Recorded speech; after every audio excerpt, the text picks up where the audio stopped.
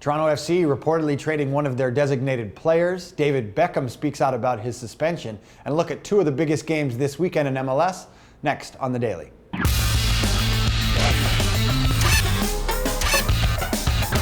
Hey everybody, happy Friday and welcome to another edition of The Daily here with Andrew Wiebe. I'm Nick Fershaw. We're going to start with breaking news on Friday morning. Toronto FC have traded one of their three designated players to FC Dallas, and it's Julian De Guzman, who's been there for about 3+ years. He was the first DP in club history, but he's on his way out in exchange for Andrew Wiedemann. What do you make of the deal? Well, it seems to me that Toronto FC is likely clearing some cap space. You've seen how aggressive they've been in the DP market previously. Now without De Guzman, that was the second most played player on the team.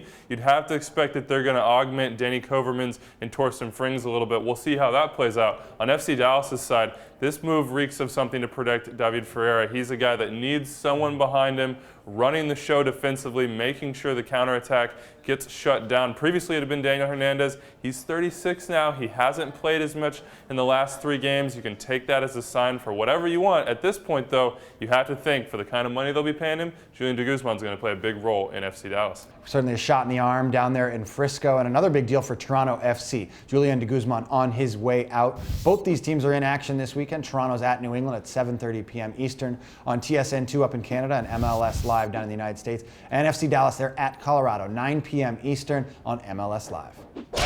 Well, one of the biggest storylines from last week was the suspension of David Beckham, 1 game from the disciplinary committee for that incident against the San Jose Earthquakes. Beckham spoke out about the suspension on Thursday and about all those critics of him going over to Wimbledon while the team was playing at the Chicago Fire. What do we make of Beckham's comments? Well, he didn't hold back. You can certainly say that, and I think that's what we expect from David at this point. He didn't agree with that second 1-game suspension, didn't think that was justified, agreeing with Bruce Arena, who, by the way, was fined for comments saying that the referee didn't have control of the game. But maybe the most interesting one was about his actions with Wimbledon and what he's doing, saying, maybe people are looking for the limelight a little too much, trying to get out and criticize me and get out there in the public eye. But he'll be back against Portland. They have to be happy to have him back, and that's going to be a tough one. You have to expect Portland's going to be very motivated to get on the right foot under Gavin Wilkinson. You mentioned Becks is back on Saturday night up against the Portland Timbers. They're up at Geldwen Field, 11 p.m. Eastern on the NBC Sports Network. Catch a live chat on MLSsoccer.com.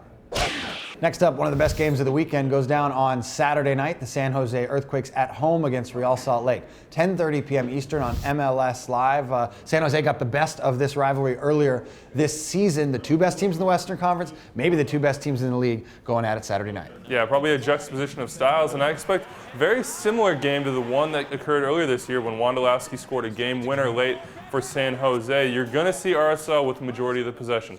They want to have the ball at their feet. San Jose is going to look for their opportunities. In that previous matchup, RSL had almost 150 more passes than them. So I think we can expect something similar, but you can never count out San Jose, especially at home, especially with that Goonies never say die attitude. And they've just got the guys that are putting the ball in the back of the net right now. Should be a good one. Again, 10:30 p.m. Eastern. You can catch it on MLS Live.